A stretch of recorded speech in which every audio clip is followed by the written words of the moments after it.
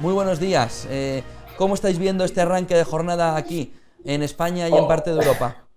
Hola, ¿qué tal? Pues bueno, yo creo que al final estamos un poco en ese mercado de alta volatilidad, en el que vemos que las noticias, pues que así como van apareciendo, van impactando de una u otra forma, pero porque el mercado realmente ha entrado en otra fase. Yo creo que es una fase ahora mismo de expectación, ¿no? De ver si al final este reflection trade que comentábamos en anteriores ocasiones, es decir, estamos esperando un crecimiento, ¿no? Estamos esperando pues que realmente las empresas empiezan a volver a ganar más dinero, estamos esperando que aunque tengamos este repunte de las expectativas de inflación, pues bueno, todo esto sea en un entorno de tipos de interés cero, pues estamos viendo pues que si esto se produce o no, ¿no? Y cuando realmente aparecen esas noticias oye, pues que si la pandemia todavía, fíjate, ¿no? Que nos está dejando, aunque esté asumida por el mercado, nos está dejando esos vaivenes, pues bueno, pues entonces ese dinero, esas manos más débiles son las que van al mercado y son las que al final pues acaban soltando, ¿no? Yo creo que este es un momento en el que hay que estar pues eso, con esa máxima diligencia, hay que tener muy claro cuál es tu horizonte temporal, qué es lo que pretendes cuando vas al mercado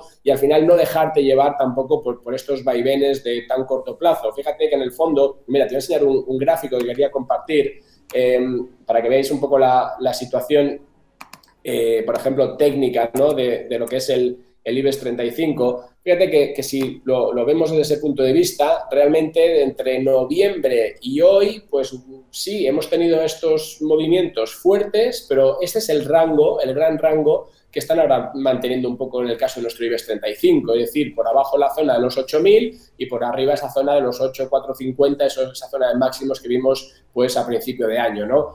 Ese es un poco el entorno en el que yo creo que nos estamos moviendo y mientras estas referencias pues se mantengan, pues yo creo que es un mercado que, como te digo, que está en esa fase, ¿no? Esa fase de ver si al final efectivamente toda esa narrativa, todo ese descuento de expectativas al final se cumplen. Fíjate también un dato interesante con respecto a lo que estaba pasando en Estados Unidos, que ahí lo vemos, pues fíjate, mucho... está mucho más clara cuál es su tendencia. Aquí es una economía pues, donde al final esos sectores de crecimiento, ¿no? Pues son los que han estado tirando y son los que han llevado pues, también al S&P pues, a esa zona de máximos, ¿no? Y te decía que aquí realmente lo que podemos ver es decir, oye, al final, ¿cuál es el motivo o realmente cuáles son las siguientes pistas, ¿no? que debemos observar de ahora en adelante? Pues bueno, pues yo creo que vamos a tener que estar muy pendientes, ¿no? De esos excesos de sentimiento que hay en mercado. Un dato curioso, sacaba Bank of America, Merrill Lynch, esta semana un cuestionario que se hace entre gestores, ¿no? de todo el mundo, son unos 200 gestores, preguntando a ellos cómo veían, ¿no? el mercado. Se les hace una serie de preguntas y destacar pues eso, que cerca del, vamos, el 70, más del 70% pensaba que estábamos en el inicio de un nuevo ciclo económico alcista, es decir, que estaban pensando que al final la economía pues tenía todavía muchísimo recorrido, contra solo un 9% que pensaba que estábamos frente a una pues, desaceleración total, ¿no? Es decir, que era como unos contrastes muy, muy, muy grandes, ¿no? Eso es un claro sentimiento de esa euforia todavía, ¿no? De esa complacencia, si quieres, que domina sobre todo el mercado norteamericano. Nuestro mercado, como te comentaba, más dependiente de esa economía social, pues todavía no tenemos tan claro, ¿no? Cuál es la salida. Volviendo al tema que te comentaba, otro de esos aspectos que destacan es un poco el asumir más riesgo, ¿vale?, que lo que históricamente hemos estado viendo. Por ejemplo, en esa encuesta que te comentaba, lo que también se hace es preguntarle a esos gestores cuánto cash, cuánta liquidez tienen actualmente en sus portfolios. Y entonces lo que se veía es que ese porcentaje medio no excedía del 4%. Y ese es un dato el más bajo que hemos visto en toda la serie desde que se está haciendo esta encuesta. Y también, curiosamente, esos mismos gestores, cerca de un 20%, indicaban que estaban en riesgo por encima, ¿vale?, de lo que sería normal en sus datos más bien históricos. Es decir, que estaban asumiendo mucho más riesgo del que estaban acostumbrados a hacerlo en el pasado, ¿no? Eso al final, pues, ¿qué nos lleva? Pues a esa precaución que te comentaba. Tenemos un mercado norteamericano que está en máximos históricos, sigue fuerte, no podemos tampoco ir contra ese mercado. Tenemos un mercado como es el español, que sigue en esa zona de estabilidad y eso es lo que de momento tenemos que considerar. Por eso te decía que hay que tener muy presente, pues, cómo vamos al mercado, porque porque si estamos haciendo pues más inversión de corto plazo, pues entonces tenemos que saber que esos son los rangos que se mueven. Si estamos haciendo más una inversión más lógica, más pensada, más pensando en el largo plazo, pues bueno, hay oportunidades que hay que saber pues efectivamente explorar correctamente.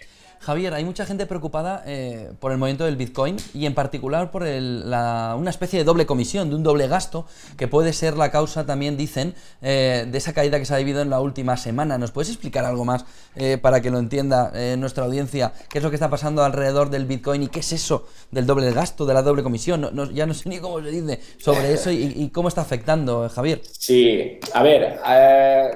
Ahora es verdad que esa es una de las noticias que está surgiendo. O sea, al final tú cuando operas, o realmente por entenderlo desde el punto de vista de la tecnología, lo que Bitcoin incorporó fue, o lo que incorpora, es que al final tú y yo nos podamos transmitir pues un Bitcoin en este caso, ¿no? de peer-a-peer, de persona a persona, es decir, que tú me lo mandas a mí y entonces al final lo que hacemos es que gracias a lo que es la tecnología blockchain, gracias a lo que es al final esa base de datos que está descentralizada, pues nosotros lo podamos transferir, digamos, sin que nadie, sin que una tercera parte, un banco, ¿vale? Al final dé fe de que tú lo tienes y que tú me lo mandas a mí. Eso es entonces, lo que resuelve Bitcoin con esa tecnología, con la criptografía y con las matemáticas es justo evitar ese doble gasto. Es decir, que si yo tengo un Bitcoin y te lo mando a ti, luego, como estoy en un mundo de Internet, en un mundo de ficheros, ¿no? De bits, pues que yo luego no se lo pueda mandar a otro, ¿vale? Entonces, lo que Bitcoin consigue es evitar eso. ¿Gracias a qué? Pues a lo que es el consenso, a lo que es un poco toda la red, ¿no? Que da seguridad a Bitcoin en este caso. Entonces, ¿qué es lo que ahora ha sucedido? Pues bueno, pues realmente hay ese bulo de que se está haciendo un doble gasto, es decir, que ese principio básico que Bitcoin pues ha traído, ¿no? Pues pueda estar pues en problemas, ¿vale? La verdad es que no tengo datos todavía de si eso es cierto o no, pero lo que te digo es que, vamos, la red de Bitcoin nunca ha sido hackeada, es decir, que ese doble gasto no es posible y realmente tendría que ser, pues, vamos, no hay fuerza computacional suficiente de momento para poder hackear esa blockchain, ¿no? Con lo cual, pasándolo al precio, pues mira, lo ves en pantalla, lo que estamos teniendo es esa corrección fuerte, ¿vale? Pero que también, al final, no podemos olvidarnos que es que en noviembre, ¿vale? Estábamos en $15.000. Si de 15.000 te vas a 40.000 y ahora corriges a 30.000, pues es más que normal. Es decir, que al final lo que pasa es que no podemos quedarnos, ¿vale? Es verdad que este es un susto, que aquí al final pues aparece todo tipo de noticias, pero yo creo que de momento, pues, es una corrección normal, con mucha violencia, con mucha volatilidad. Claro, al final es un activo que tiene una volatilidad implícita, piénsalo, de cerca del 90% anualizado, es decir, perdón, una histórica del 90% anualizado, es decir, que si cada día sube o baja un 7, un 8%, eso es normal, va con la misma forma, o sea, con el ADN, si quieres, de Bitcoin. Entonces, ahora mismo, pues claro, como toda esa parte de ruido, tanto mediático como de inversor final, se ha incorporado en esta parte última de diciembre hasta enero, pues nos encontramos, pues obviamente, que desde máximos, pues caer 10.000 sobre 40.000, pues asusta. Pero como te decía, sigue siendo algo normal y que en este criptoactivo, pues es su forma digamos, de moverse, ¿no? Ahora es verdad que, fíjate, esta es la zona que yo consideraría precios por debajo de los $29.000, sí que nos pueden dar una señal de alerta. ¿De alerta de qué? Pues a que tengamos una corrección que pueda irse mucho más abajo. Y aquí, como vemos, pues son movimientos fuertes. Estamos hablando de que pueda bajarte perfectamente otros $10.000 y, no obstante, seguirá siendo alcista, ¿vale? Con lo cual, eso es lo que tenemos que al final tener muy claro, que este no es un instrumento para todo tipo de inversores, lo hemos comentado pues en muchas ocasiones. Al final, cuando estamos operando con estos criptoactivos, aparte de que solo podemos destinar hasta el 5% de nuestro portfolio como mucho a ese tipo de instrumentos, hay que saber muy bien qué se pretende. Es decir, yo estoy haciendo especulación a corto plazo, pues tú sabrás a qué te estás jugando, ¿no? Al final eso es como ir a un casino, ¿no?